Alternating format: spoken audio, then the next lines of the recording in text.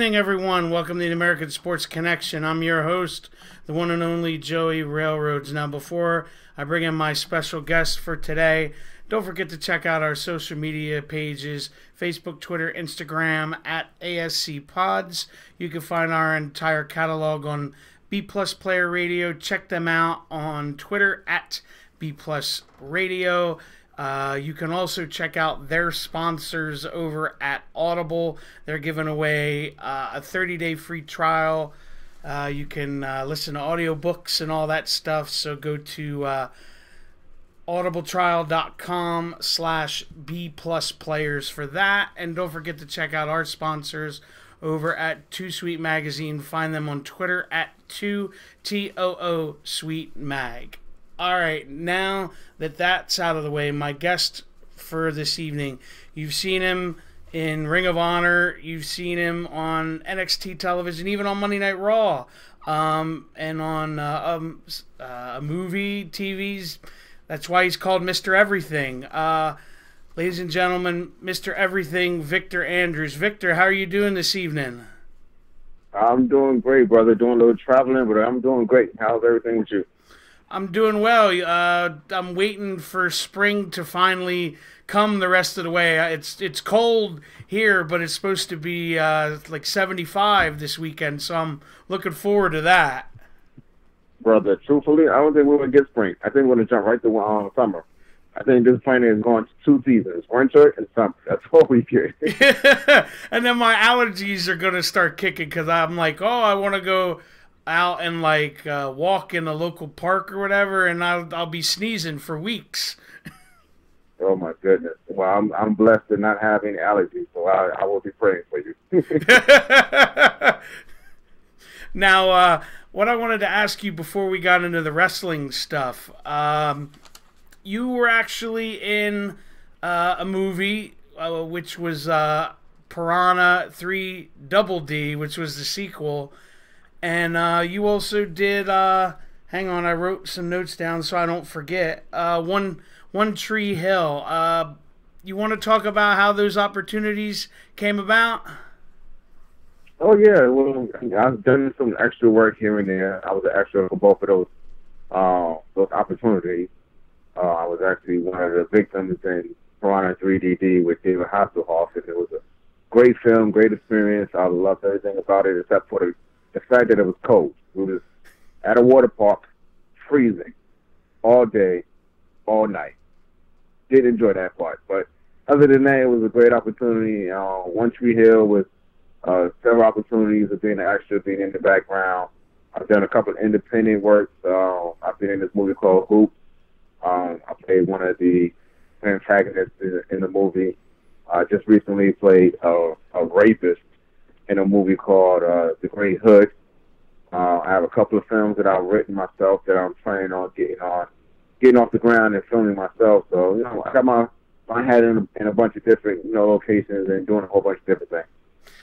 That's awesome. I would have popped working with David Hasselhoff. Brother, he was like the coolest person in the acting industry that I've met so far. Like he comes up to you, he's very welcoming, he's very, approachable, and hold a conversation with you. Like he didn't act like he was David Hasselhoff. He acted like he was just another guy who was just on a film, and I enjoyed that. I enjoyed the fact that I got to meet the Hoff. Not a lot of people can say they met the Hoff, Mr. Knight Rider, Mr. Baywatch. It was awesome. Heck yeah, dude! Because like when you're growing up, like, because you're around about the same age as me, you're like Knight Rider was the shit, with the leather jacket and everything. You're like, this is Mr. Cool. Bro, I still want my car. I still want Kit. I still want that car. I hear you, man. Personally, I know the rumors where they wanted to bring the show back. I hope they don't. Knight Rider? Well, Yeah. If they do, they're going to do it justice. I know they try to do a lot of revamp. MacGyver didn't really work out too well. Oh, that was horrible. Yeah, so if you guys are going to do it, please do it right. Like, I know. Have you watched Charmed? The new Charmed series? No, I have not. I hate it. It's horrible. Yeah, I feel the same way. Like you talk about MacGyver, I went and tried to watch like the first couple episodes, and it just really turned me off. Yeah, well, Charmed is the same way. I'm like, this is not the Charm that I'm used to. Like, this is horrible. This I is watched the terribly put reruns on together. TNT in the morning. Yeah, yeah. I'd rather do that than watch the new version. It needs a lot of work. Man, that's terrible. But I wanted to bring that up before we talk a little bit about your wrestling background. What were your first memories of wrestling growing up? Oh man, my only memories are when my mom used to, make a. We grew up in Brooklyn, New York. We didn't have the best of everything. We didn't have a lot of money, so my mom was always making a big event to watch the pay-per-views. We used to get somebody to come by and zap the box so you could watch it for free. Sorry, Vince, but yeah, the good old hot box. Yeah, we didn't have any money, Vince. Sorry. So we used to watch it for free, but she would go to the store and get a bunch of snacks, little bags of chips and popcorn, and we would all sit around the living room and watch the pay-per-views and all the WrestleManias in the house, and just enjoy each other and have a lot of fun and cheer for our favorites and boo the guys we didn't like. And man, it was just that was the moment for us. Every month that was the moment, and every year it was always WrestleMania. If we couldn't get every pay-per-view, we always made sure we got WrestleMania, and that was the big thing for me. So shout out to my mom who always made a way for us to be able to watch wrestling. Hell yeah, it's funny you mentioned this because me and my best friend were just talking about this today. He lives 5 minutes from my house, and when we were teenagers, I would go over his house and he'd have the hot box, and me and him and his uncle and his mom would sit and watch the shows and order like pizza and just hang out, and like you young kids won't know what that's about today. Well, they got the Fire Stick, so they kind of know what we doing, what we used to do, Yeah. which is a whole nother limelight. Like they got streaming services now, but they got it easy. Like we had to find somebody who had a box to come do it. Now they just download it online. Yeah, because I always remember my mom and dad would never get one because they were afraid of the cable guy coming and like finding out that you had one. Yeah, exactly. Didn't even no more cable, or you probably went to jail, or was worried about getting fined. And, well, if you can't afford a cable, you definitely can't afford a fine. Yeah. Now, who were some of your favorites?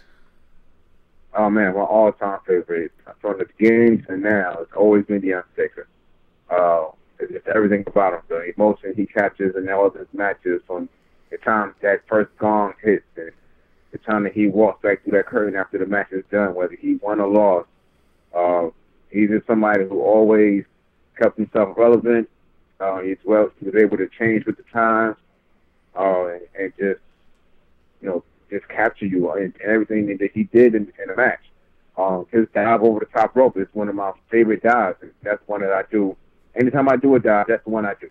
That straightforward, right over the top rope, coming right at you. It's always been my biggest thing. I was always captivated by that. So Undertaker has always been my favorite, always will be. I wish he was still doing it. I wish I had an opportunity to get in the ring with him and do it one time. But, such is life, and, times catch up to us. But, I owe everything that I love in wrestling to him.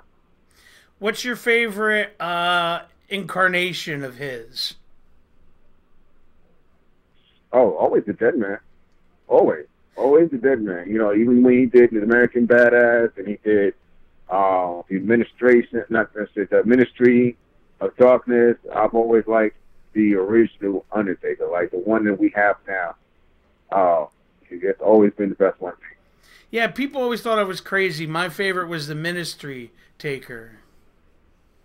Yeah, well, he was a little darker, but it was more like sadistic darkness. Like he pre-planned everything he did. When with Deadman Undertaker, it was like, all right, well, I know what I'm going to do, and I'm just going to do it. Like, you know what I'm saying? Like it was more psychopath. Yeah. Ministry of Darkness, Undertaker, compared to I'm just a dead guy who's coming in there and going to send you to hell type thing. Yeah. I don't know if you saw. There was somebody put a picture up of him recently. He lost a lot of weight. Oh, really? Yeah, like he looked really like healthy, like not beat up. You know what I mean? Right, right, right. Well, hey, we never know. That man, that's somebody who has withstand the test of time. So we never know. He may give us another match, whether it be in WWE, whether it be in another company, or whatever. He may surprise everyone. Hey, We've seen a nothing lot of but people. respect for him, man. The dude had to get a new hip because of wrestling. Yeah, I mean, and I tell a lot of people the way doctors are, and the physicians and all the surgeons that WWE have connected to the company, man, you can pretty much come back, and get back in the ring. We heard rumors of Edge coming back to the ring, and that was quoted impossible. Look at Daniel Bryan killing it every week, and then he was quoted impossible to come back to the ring. Shawn Michaels, wow, Shawn Michaels got back in the ring, and he didn't look like he missed a step. So I know it was crazy, man. Even though he fell flat on his face outside when they were supposed to catch him. Classic Shawn. I was like, he's probably like, what the hell am I thinking coming back?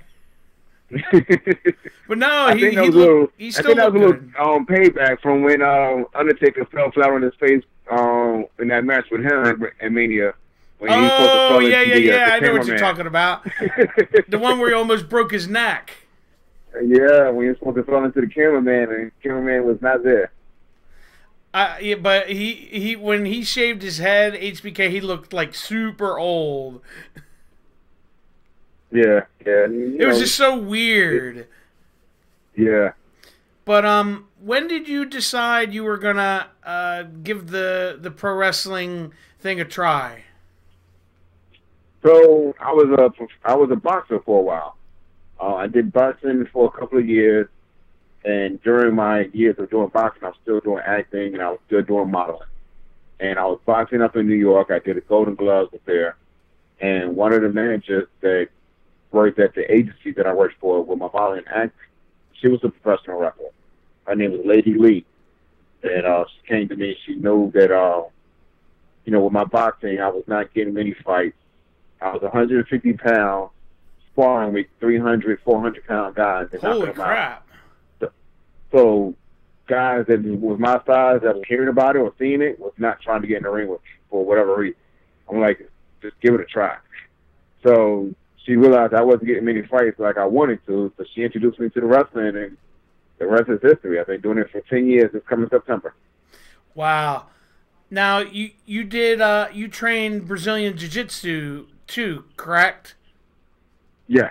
Did you ever consider doing the MMA stuff before that, or no? Yes, I actually did a little bit of training with MMA. I worked out with some guys in Smithfield, North Carolina at Extreme Fight Promotion, ran by Byron Wickline.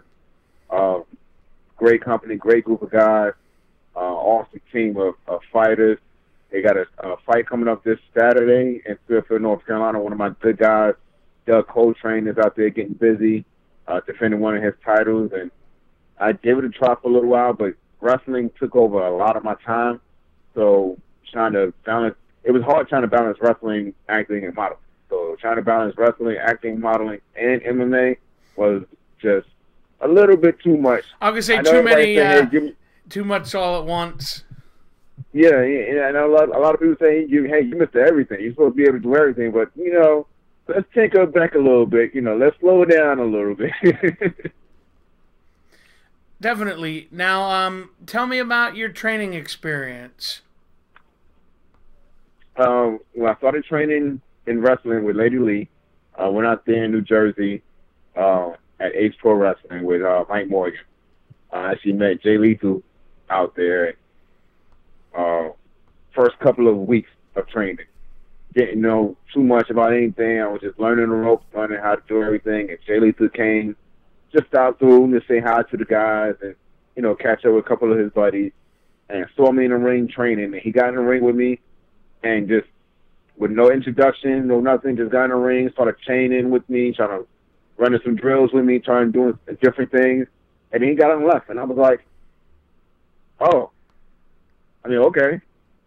I guess that's cool, because, it was Jake Lee. He was on TV. He was on TNA Impact. He was doing all these different things. I was just starstruck. I was like, yo, Jay Lethal just got in the ring with me and just trained with me. Like, he didn't care about how long I've been doing it, who I was, and nothing. He just got in the ring, and that's the type of dude he always been. To this day, he's still the same guy who would just get in there and is willing to help somebody. So I really appreciate him for that. And then once I moved back to North Carolina, I started training with C.W. Anderson, and then he kind of, retrained me on a lot of different things and showed me certain things that I was doing wrong or I just missed out or wasn't understanding. And, kind of guided me and showed me how to go on the road and get bookings and, all these different things because my training didn't really last long in New Jersey before I moved to North Carolina. So he had to kind of, guide me and get me on the right path of doing things the correct way. And I truly appreciate him for everything that he's done and all he still does for me now. So, that's how things went. The boxing training was always good, always great. I used to go in the gym and spar for like 40 rounds straight. I would go in there and do about 20 rounds with just a bunch of different guys, 3-minute rounds, and then I'd go outside and stand in the sun and we get some energy and go back in and do another 20 rounds. And then with the Brazilian Jiu-Jitsu, I do what I call 3 a day. I would go to the boxing gym. I would train there, do all my boxing, do all my workout. I would leave there. I would go to the park, do all my cardio stuff, and then I would leave there and go to the Brazilian Jiu-Jitsu gym and then train there. And then, I did that 5 days a week. I wish I could do it again now so I could be in that tip-top shape that I used to be when I was 150 pounds. I hear you, man. But you talk about C.W. Anderson kind of showing you the right way. It's amazing to me the stories I hear of, training schools where they teach you the wrong things to do.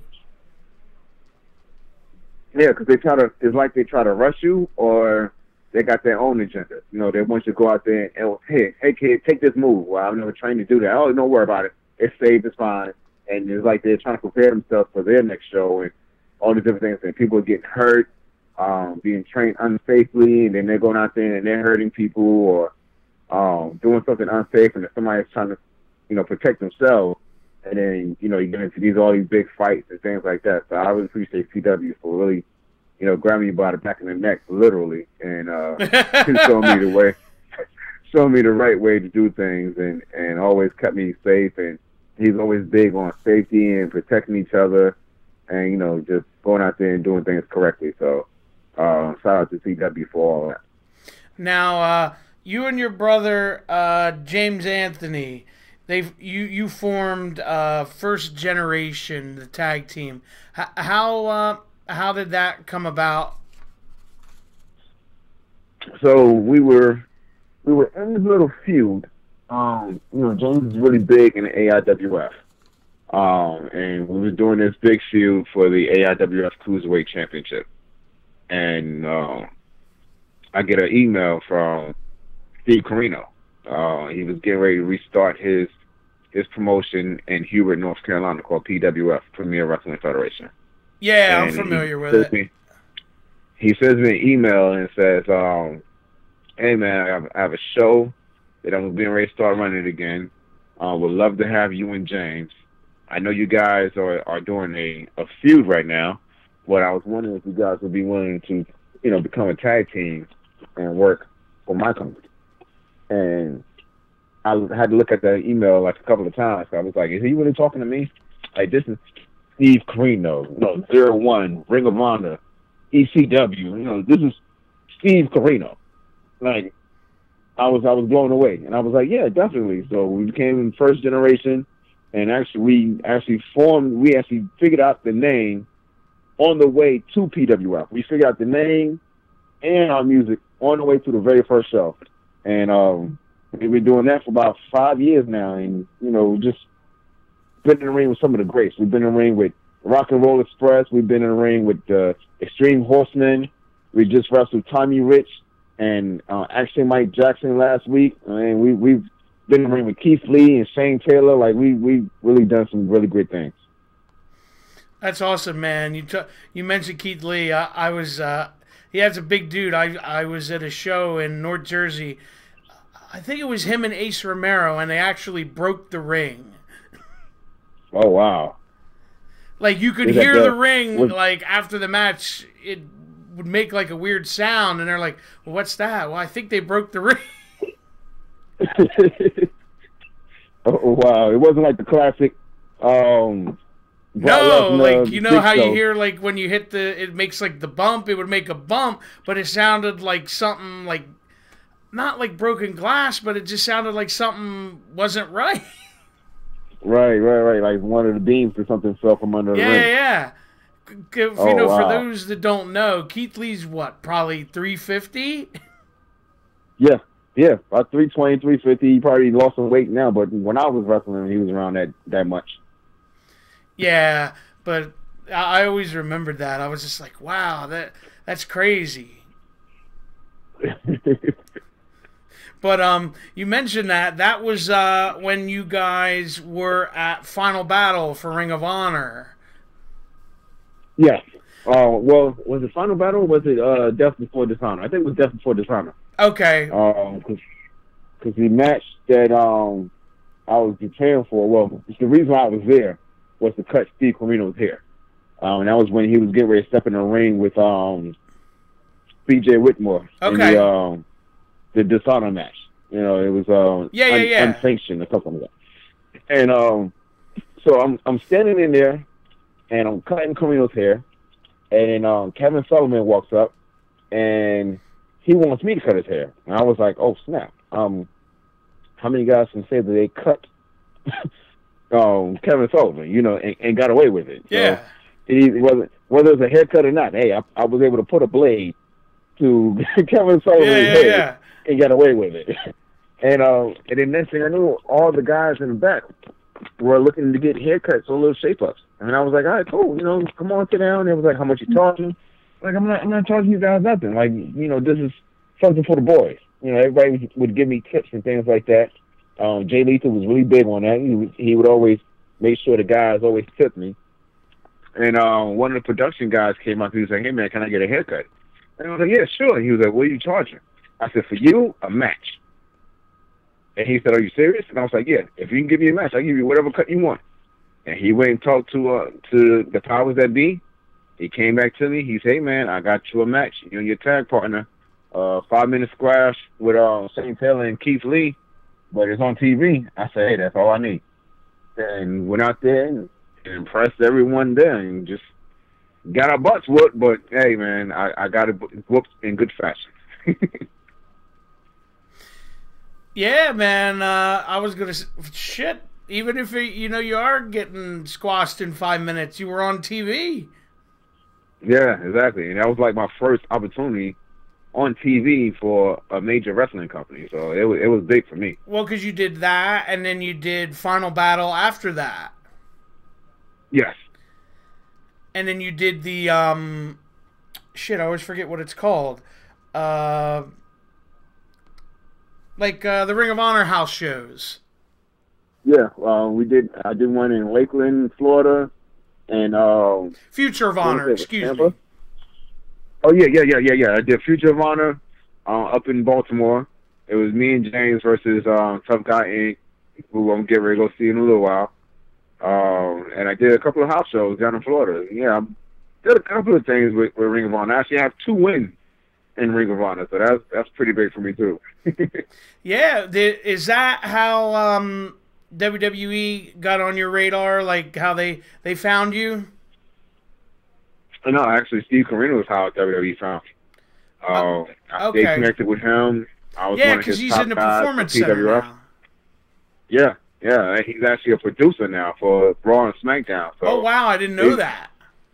Yeah, Steve Corino is a smart guy. Like, a lot of people don't realize, but this man has moved up in WWE so fast. It's like, wow, you just got there, dude. Like, I think he's only been there for maybe 3 years. I was going to say, he's not been there very long. No. And he's went from a coach at the Performance Center to a coach and a agent at NXT to a producer at NXT to now a producer at Raw and SmackDown. Wow. So he's really doing it big. Well, because they really make over that entire backstage area now. Yeah. So that's really awesome. So he's how WWE got connected with me. I've always stayed in contact with him. I would send him matches for critiques. I would send him like updated workouts. I would contact them and say, hey, what are you guys doing this week as far as workouts? What are you doing as far as promos? Let me send you some stuff. Whatever you guys are doing at the Performance Center, whatever your students are doing, let me do as well. And he was always appreciative of that. He got me my first NXT spot, and then I stayed in contact, stayed connected, and just kept doing my thing.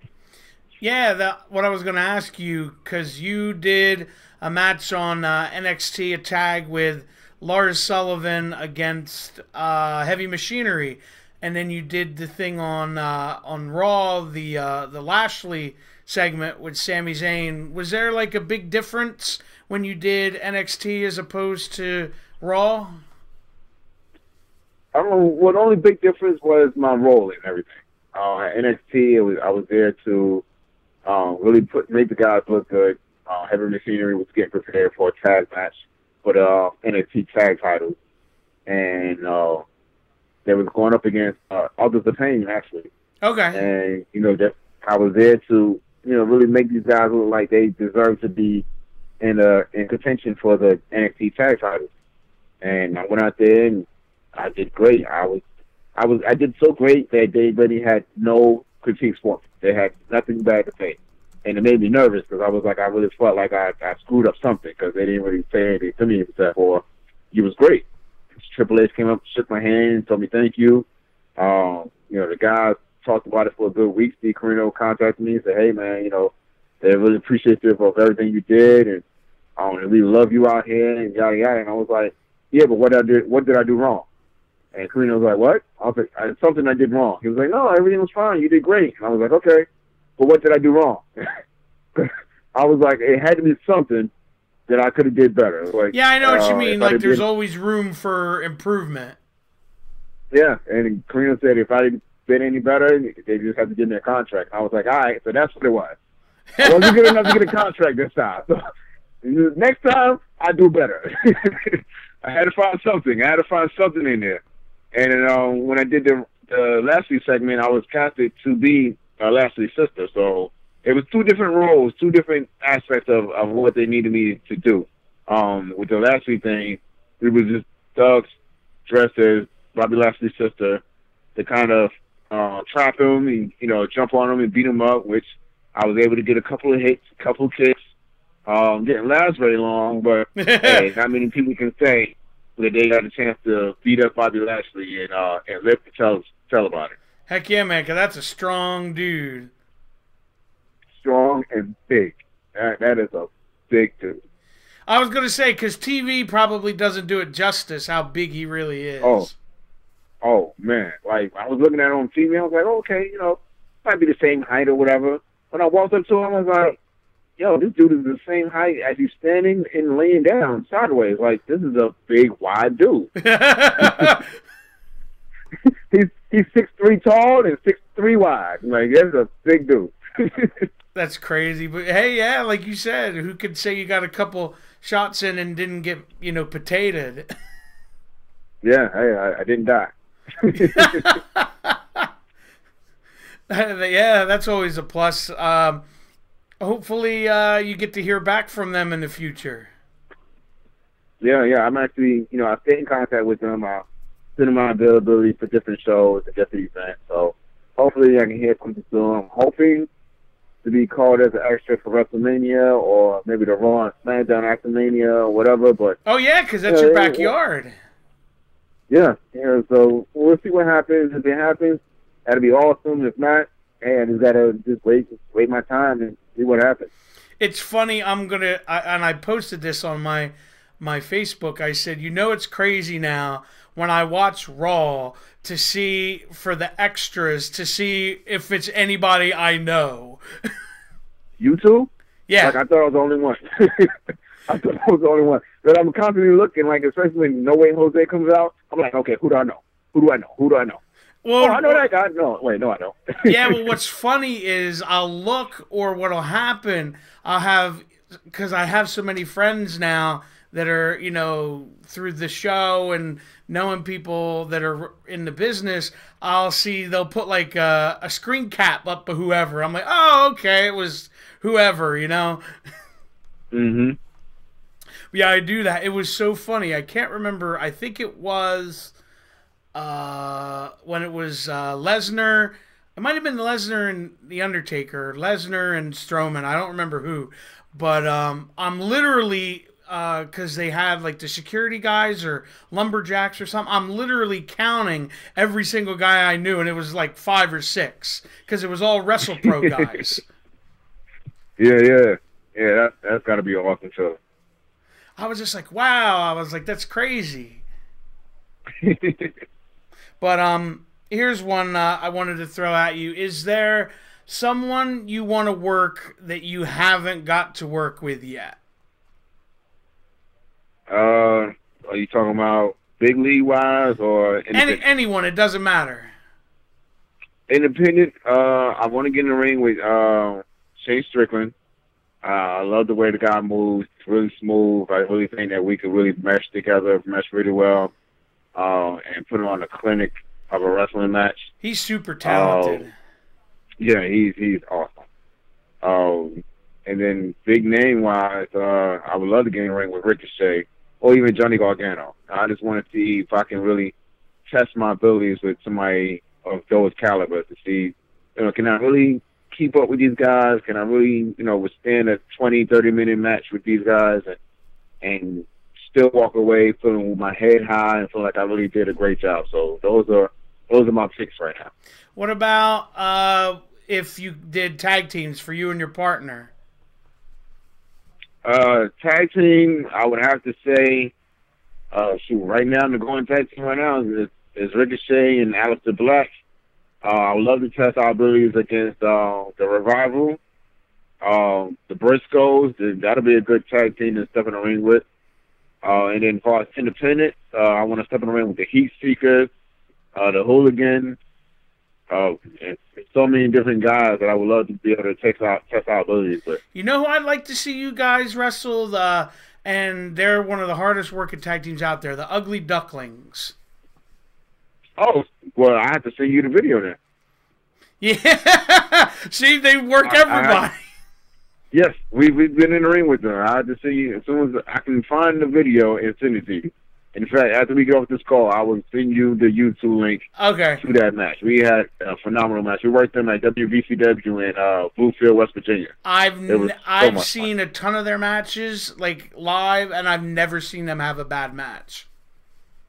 Yeah. I mean, Bob's mindset is crazy. Lance is always down for anything. Those guys are really great, and then now they got Kobe back. So they're at full feathers. Yeah, I'm happy for him, man, that he finally, got his stuff together. Yeah, I love Kobe to death. Even when he was going through everything, I would contact him every now and then. He would message me back sometimes. Sometimes he may be just too busy or just didn't feel like talking. But, I had a chance to catch up with him at the last Evolve tryout that I went to in New York. And he had a chance to sit down and laugh and joke and, hug and happy to see each other. And, he's getting ready to be a father in the next couple of months, actually. So that's got to be an exciting time for him. He's probably got his mind really focused on that. So I love Kobe. And if he's listening, Kobe, get at me. If you need anything, I always got you. That's awesome. Quick story about the Ducks. I was at a show in North Jersey, and I see them packing up all their stuff right after intermission. I said, oh, you guys got to leave early. And Coach Mikey looks at me, and he goes, yeah. He's like, we got to be in, I can't remember what part of Florida it was. He says, we got to be in Florida tomorrow by 4 p.m. I said, what? I said, you guys aren't going to make it. And he starts laughing, and he goes, oh, I think he said like 6 of us in a car, and we're, one person's going to drive while everybody else sleeps. And I said, well, dude, you said like 4 o'clock. You're not going to make it. And he goes, he's like, we're not there. We don't have to go on after intermission. It's okay. That's got to be good to have some type of ability to say, yeah, well, we're not the intermission, so when we get there, it'll be fine. I was just like that. I was like, that's such, like, when you hear a story like that, that's pro wrestling. Yeah. But no, that was just I can't wait to watch that match with you guys. But the other ones you mentioned are really good too. I love the Heat Seekers and the Hooligans. Man, the Heat Seekers are so much fun. I actually got a chance to work them in a tag match during a SmackDown tryout. Really? And it was so much fun. Me and this other guy, it was a makeshift tag team. Because what ended up happening was we do little tryout matches before the show gets started, for they open the door. And I already had a match. I had a singles match, and they were there as a tag team, and they needed somebody to, pair up with someone. And they had one guy, he had no partner, and because they knew me, they was like, Vic, you mind working twice? I was like, I sure don't. There's another way for WWE to see me more than once. I'll be honored to. And I get to get in the ring with the Heat Seekers. Yeah, let's do that. So we had a nice little 7-minute match. It was so much fun. Everything went well and great. They really made those guys look really good, as if anybody needs to make them look good. They look good by themselves. They can walk in the building and look good. So, Matt and Elliot, they're such good guys. Such good guys. I mean, I talk to them every now and then when we're on shows. One of the things they always commend me about is the fact that I will come to the show, and because I'm in college, so they'll see me doing my homework and getting all my schoolwork done before my match.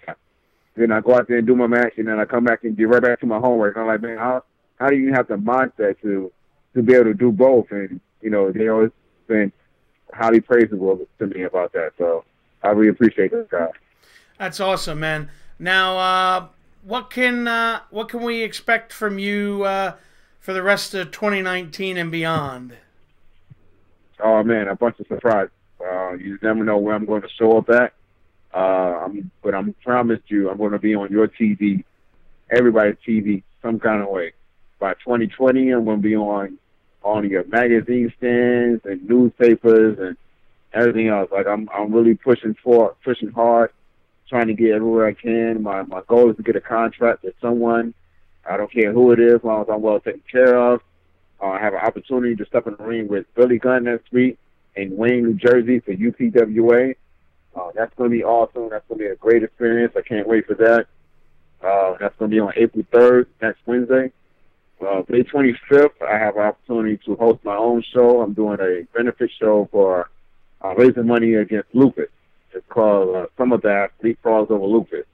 And that's going to be in Rayford, North Carolina at the Hope County High School. It's going to be an awesome show. All the money that we're raising is going to the Lupus Foundation.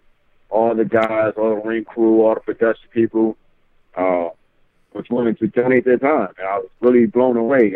It came up by mistake. Like, I just went on Facebook and just put up a status saying, hey, if I decided to do a show, who would work for me?